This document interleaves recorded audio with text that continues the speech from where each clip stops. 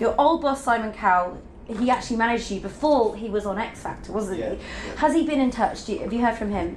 We out of courtesy let him know that we were reforming. Just out of courtesy, like, hey, by the way. Hey, Simon. And you know, he's obviously gone on to be a massive success. He was already a massive success, just not a famous one. Yeah. When he signed us.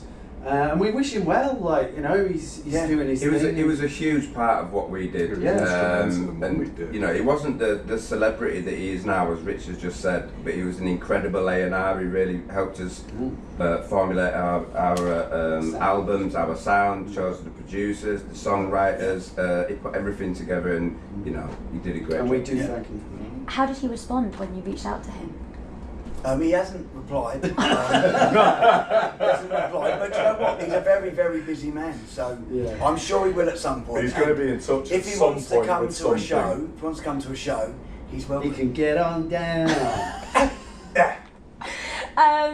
Do you what was he like back in the day? What was it like working for him? Absolutely the same as you see He's on the TV. exactly like he is on the TV. Yeah. It's literally that is him. He was always meant to be in front And he of the just camera. has high trousers. The first time I ever met Simon Cowell was at our second audition, where we were sort of there to be, you know, they knew that we were the band, I think, and I didn't know who he was at all. I didn't know if he was a record label. He could have been just working at the dance studios that we were at, for all I knew.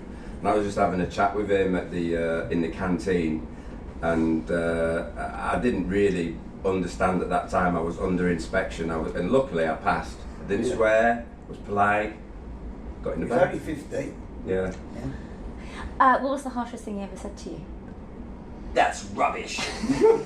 You shouldn't do accent. No, actually, I do remember there was a song that was written, and all the rhymes were like something every day and every way, da da da da. And he played the chorus, and then he went, way, hey, day, may, no, no, no, no. Yeah. As well as having the treble too high on I his... remember... Yeah, he didn't have any bass on his stereo, did he? We get the demos in, and he obviously knows what he's doing with music. I mean, he is, like, on that side of things, he's a genius, obviously. Yeah. But we get the demos in, and he's got this system in his office, and we put it on, and we'd all be thinking, oh no, it's ear bleed time, because he'd put it on, and all the treble was turned up, and there'd be no bass, and he's like, not really sure I'm feeling this one. It's like, what's because your system's all out of whack, Simon? The very interesting thing though, watching him work, he literally, all he needed was the first chorus. He'd just put it on, he'd get to the end of the first chorus, and he'd literally just, he'd follow his gut instinct. He wouldn't, and then he'd work the rest out later. He just knew from there, he'd just literally turn it off. I've got a very funny story about Simon Cowell. He's, we're at the When the Lights Go Out video shoot, and Simon's asked to move his Aston Martin DB7. And I said, I'll move it for you, Simon, expecting him to say no. So he chucks me the keys, and I'm just meant to move it from here to there. So I took it over Putney Bridge and literally took off. Like Ferris Bueller's Day Off. And literally, like, I mean, I'm sure, like, some of the wheels weren't on the floor. And literally, as I parked it up, it come out, and it was going all the piston. Like, it's definitely been for a spin. Oh yeah. And he went, Scott, I won't do the voice. He said, Scott, you haven't been out in it. I went, no, Simon, definitely not. And walked in, and he was like, he knew that I'd been out. And literally took off from Putney Bridge. I love that. That's why you like get paid. Great car. Great car. I never knew That's where all that. No, I didn't know. That's a new one. That is very cheeky. I like it. That's rock and roll, baby. Well done. You were the bad boy though, weren't you? Or one of them? Well, I mean, one of the, most one of them. That is a pretty bad thing to do, yeah. Now, like, knowing that Simon Cowell sort of previously managed you, surely you were the blueprint for One Direction. I mean, that could have been you guys, couldn't it? Yeah, it could have been, but I don't think we were the blueprint for anything. If anything, our management at the time put the Spice Girls together, and they weren't the blueprint because obviously they had massive success, but we were the Spice Boys in a way. Really? Yeah, well, that's what it was labelled as. We went to the SpiceBoys auditions. Simon was he kind of did sort of manage in a way, but he wasn't our actual manager. We were managed by a partnership called Chris and Bob Herbert, who originally put the Spice Girls together, and Simon had worked with them and contacted them and said, can you put a male version together? Yeah. So Simon was our A&R man. But from the record label. They had a lot to say what in things as well. What do you guys think of One Direction? Obviously, like, do you think that he was a bit kinder on them than he was on you guys? 100% sure. I don't know. I mean, No idea. what I think I of can't them speak is they for were unbelievable. I mean, their songs were incredible. Incredible. But we never said that Simon Cowell was unkind to us. No. Guys, if this tour goes well, will you work on new tracks? The answer to whether we do new music at the moment is we're not even thinking about that. I think it's really important to do these 25 shows that we're doing, give that our utmost, our all, for the fans, for ourselves, concentrate on that and solely that. Yeah. And then we didn't know we'd be doing this, so I would never say never, but let's not look at that now. Yeah. Okay, and then finally, if it goes really well, would you do another tour, or are you just going to get this one out of the way? Oh, I mean, 100%. We're taking every day as it comes, and we're embracing this. And you know, we thought we were putting on 12 dates, and we're doing 25. So there's more to come for sure. Possibly. Yeah. But we'll see at the end of the tour. We don't know, do we? We are just really like flowing In the moment. with the whole thing. We're in the moment.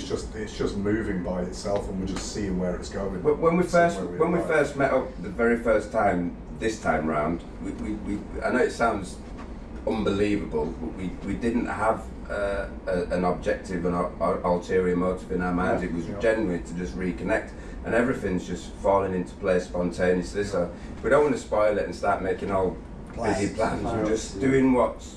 Sean, you famously left the band before they split, because I think there's one video where they're carrying a cardboard cutout of you, isn't there? Yeah. What song is that? Let's Dance. Yeah, Let's Dance. Yeah, the thing is, I hadn't actually left the band during Let's Dance. I was just basically I'd reached a point where Jay, I was in a bad place, and Jay said you could do with a bit of help here.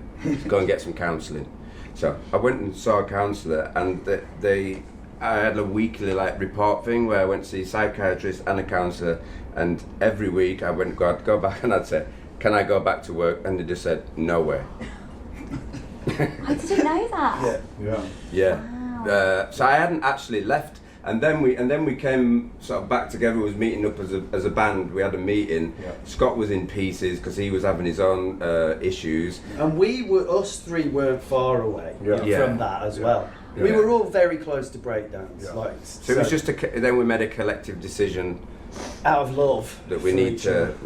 I think we just got to a point where it wasn't working anymore, and obviously from my personal perspective, my firstborn child had just been born, and prematurely, and the management or whoever trying to get me to go on to see the UK, and I'm like, but my kid's in hospital, it's not very well.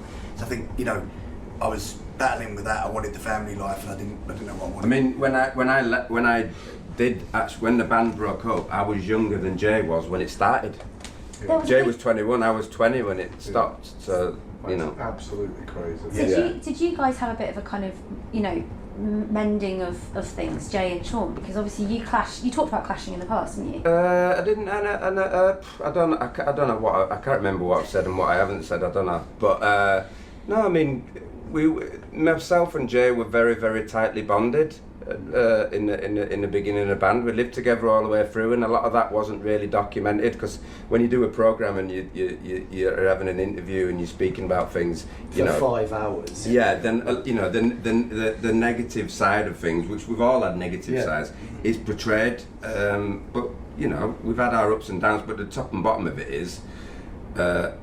No one's to blame. I played my equal part in it. My ego can run riot at times, and we've had miscommunications, misunderstandings, and you have to get to a place where you've got compassion for each other and you understand why somebody's behaving a certain way, and it's vice versa.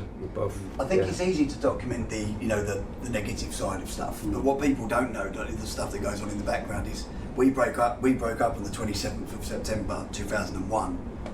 I got married the very next day. All of these boys were at my wedding, so